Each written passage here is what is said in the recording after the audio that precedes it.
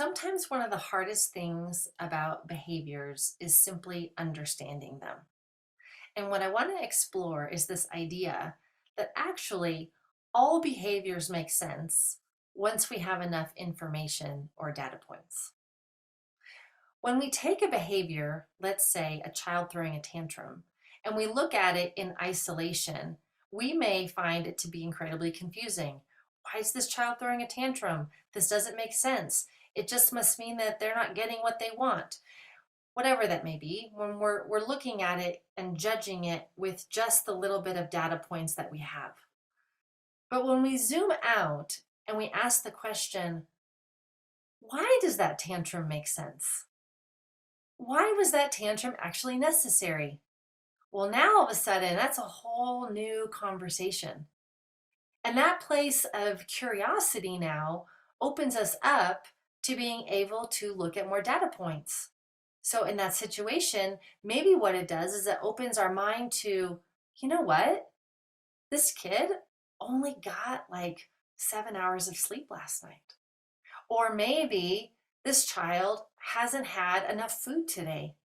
Or maybe this child is overstimulated. Or maybe this child just had an interaction with someone and they're actually feeling really sad inside and really hurt and angry inside.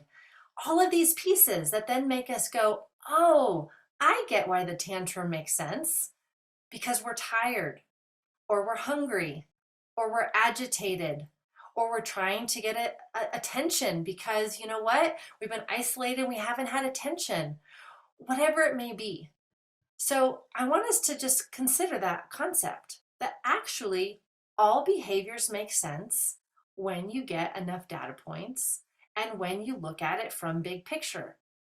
But many behaviors do not make sense when we're looking at it in small isolated components and we're just looking at what seems to be right in front of us. It's a really, really important piece in understanding children's behaviors and even our own behaviors. So next time that you're scratching your head about a child's behavior and trying to figure out why is this child doing what they're doing, I want you to ask the question, why does this behavior make sense? Why was this the most perfect, necessary behavior for this child in this moment at this time, based on who this child is, what they've just experienced, what's going on in their life, etc., etc. And I don't want you to stop asking the question until you understand it. Because when you understand it, not only will you have a deeper appreciation for the child, but you'll also have insight into what might be helpful if part of what you're up to is trying to support the child in the behavior choices that they are making. So, all behaviors make sense when you have enough information and enough data points.